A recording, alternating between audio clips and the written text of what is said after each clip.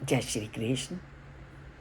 आज हम जो श्लोक सुनने जा रहे हैं या जिसकी व्याख्या करने जा रहे हैं, शायद ही कोई ऐसा व्यक्ति होगा जिसने इस श्लोक को ना सुना हो, क्योंकि बहुत सारी जगहों में इसका प्रयोग होता है। पर इसका वास्तविक अर्थ क्या है, इसकी अंदर क्या गूढ़ रहस्य छिपा हुआ है, उसको हम एक एक करके आज इसको जानते हैं। और वो श्लोक है, कर्मण्येव अधिकारस्ते माँ फलेषु कदाचन माँ कर्म फल हेतुर्भूर्मा ते संगस्त अकर्मणि। अब इस श्लोक का मतलब क्या है? हम अक्सर कहते हैं कि कर्म करना चाहिए, फल की इच्छा नहीं करनी चाहिए। पर वो किस फल की इच्छा नहीं करनी चाहिए और कर्म को कैसे करना चाहिए, और कर्म का कर्ता बन करके भी हमने कैसे व्यवहार करना चाहिए, और कर्म ना करने में हमारी रुचि ना होनी चाहिए, इन चार तथ्यों को पूरी तरह से समझना बहुत ज़रूरी है। तो इस श्लोक को 4 भागों में बांटा गया है। पहला है कि अपना कर्म करो और फल की इच्छा ना करो। दूसरा है कि कर्म का फल तुम्हारे लिए नहीं है, तुम्हारे सुख के लिए नहीं है। और तीसरा, कर्म करते समय कर्ता होने का अहंकार ना करो, और कभी भी अपने मन में ये विचार मत लाओ कि मैंने काम नहीं करना। अब हमने चारों तथ्यों को एक एक करके उदाहरणों से हम उसको जानते हैं कि परम पिता परमात्मा इस श्लोक के माध्यम से क्या कहना चाहते हैं। वो कहते हैं, कर्म करो, फल की चिंता मत करो। उन्होंने ये शब्द का प्रयोग क्यों किया कि हम काम तो करते रहें पर काम के फल के बारे में ना सोचें। क्यों? तो इसका क्या कारण है और आप इसके बारे में क्या सोचते हो? परम पिता परमात्मा के अनुसार कि काम करना हमारे हाथ में है, पर फल वो हमारे हाथ में नहीं है। क्यों? क्योंकि फल की जो निर्धारण होता है, फल का जो आधार होता है, वो बहुत सारी चीज़ों पर निर्भर करता है। फल की जो निश्चितता है, फल कैसे मिलता है, उसमें बहुत सारे लोगों का प्रयत्न होता है, हमारा भाग्य होता है, हमारे जो हमने पहले जन्म में कर्म किए हैं वो सहायक होते हैं। उसके साथ साथ भगवान की इच्छा उसमें होती है। और जब हम काम कर रहे हैं तो अकेले काम नहीं करते, हमारे साथ बहुत सारे और लोग भी होते हैं, तो अन्य लोगों की मेहनत भी होती है, और संबंध हमारे साथ जितने अन्य लोग काम कर रहे हैं उन सब का संयुक्त कर्म भी होता है, और फिर स्थान भी होता है, और हमारे आसपास काम करते समय परिस्थितियां भी होती हैं। तो जब फल की हम इच्छा रखते हैं तो जो फल की प्राप्ति होती है उनमें ये सब चीज़ें भी महत्वपूर्ण भूमिका निभाती हैं, जो मैंने आपको अभी गिनवाई। एक गिनवाया मैंने, हमारा निश्चित प्रयत्न, हमारा भाग्य, हमारे पहले जन्म के कर्म, भगवान की इच्छा, हमारे साथ काम करने वाले अन्य लोगों का मेहनत, और सभी व्यक्तियों के द्वारा किया गया कर्म, और जहाँ पर हम काम कर रहे हैं वो स्थान और परिस्थितियाँ। और ये सब जानते हैं कि परिस्थितियों का भी बहुत बड़ा हाथ है फल की प्राप्ति में। जितना अनुकूल वातावरण मिलता है उतना उस कार्य का जो फल है वो अधिक प्राप्त होता है, और जितना प्रतिकूल वातावरण होगा तो फल भी वैसा ही मिलेगा। तो क्योंकि ये सब चीज़ें हमारे हाथ में नहीं हैं, इसीलिए परमात्मा ने ये शब्द कहा कि फल की चिंता मत कर, क्योंकि फल को पाने में इन सब का महत्वपूर्ण हाथ है। और अगर इनमें से कुछ भी हमारे विपरीत हो जाता है, कुछ भी हमारे अनुकूल नहीं रहता, तो उसका फल उसी के अनुसार मिलता है। अब काम कैसे करना है हमने अपने काम को ऐसे करना है जैसे हम दैनिक कर्म समझ करके, जैसे हम रोज़ की रूटीन में काम करते हैं, हमने हर कार्य को वैसे समझ के करना है कि ये हमें अपने कर्मों को दैनिक कर्म के समान समझना चाहिए। और इसे हम एक उदाहरण से समझते हैं।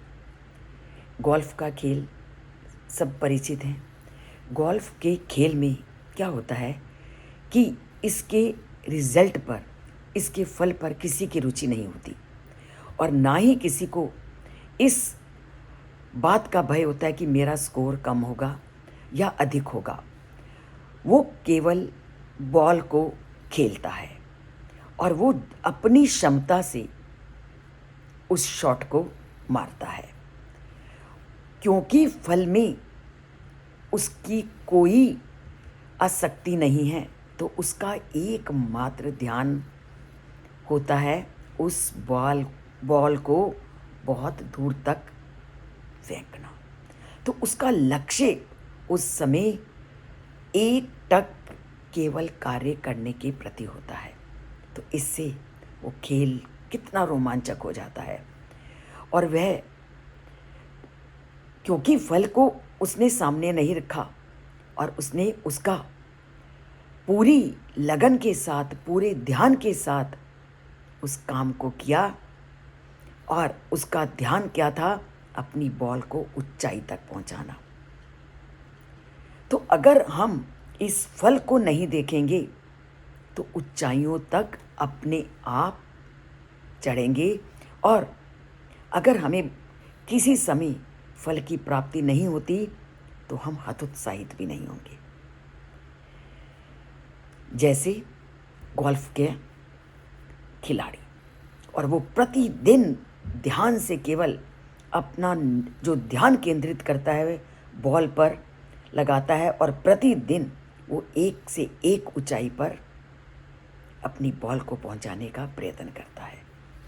अब अगला, कि जितने भी हम कर्म करते हैं, वो कर्म का जो हमारे सुख के लिए नहीं है।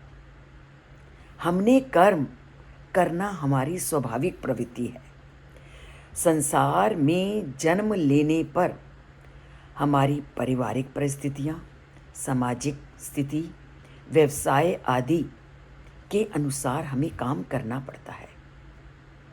और कर्मों को करते समय हमें याद रखना चाहिए कि हम इनके फलों को भोगने वाले नहीं हैं, बल्कि इनके फल भगवान के सुख के लिए बने हैं।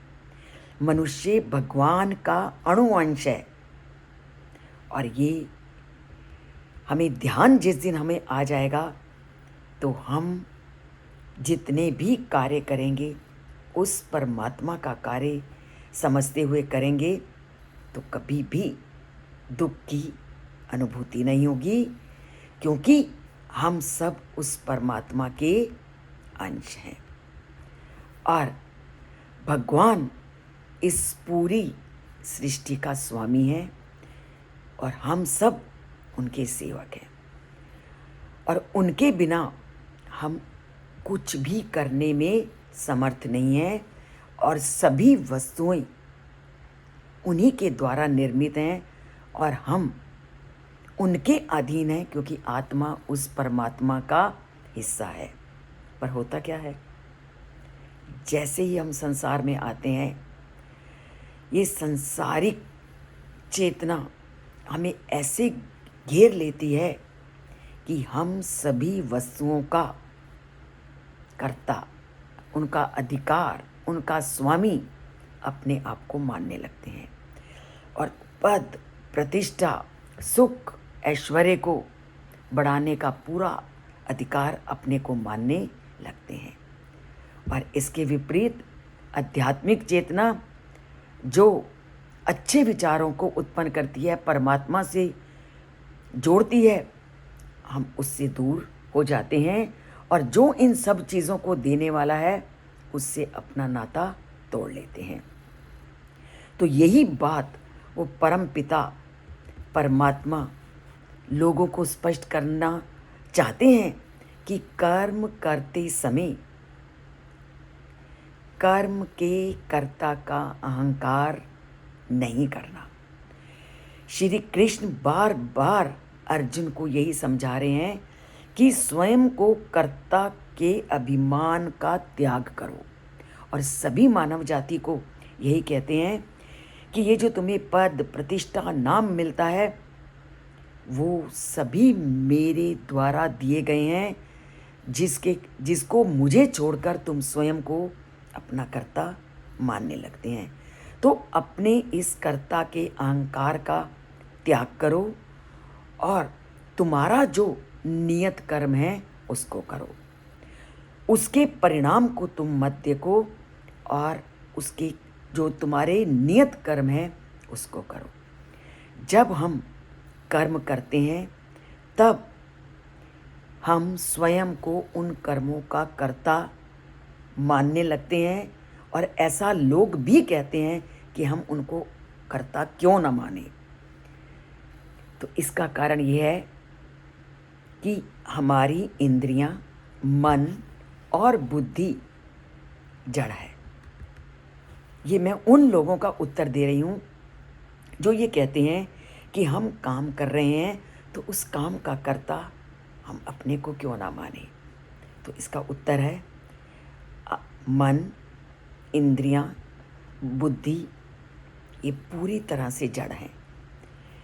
भगवान इन्हें शक्ति प्रदान करते हैं तभी इनमें संज्ञान और काम करने की शक्ति आती है, जिसके कारण हम काम करते हैं।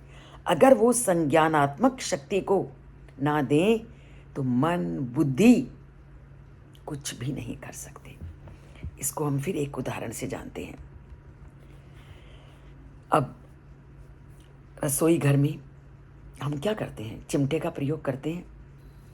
चिमटा निष्क्रिय है, परंतु जैसे ही उस चिमटे को हम अपने हाथ से पकड़ते हैं तो क्रियाशील हो जाता है, और तब वो जलते हुए कोयले में भी पड़ जाता है, कठिन से कठिन काम भी कर लेता है और हमारे सारे कार्य को सिद्ध करता है। कब? जब हाथ की चेतना उस चिमटे के साथ जुड़ती है। और अगर चिमटा ये मानने लगे कि ये तो मैं कर रहा हूँ, तो क्या ये संभव है?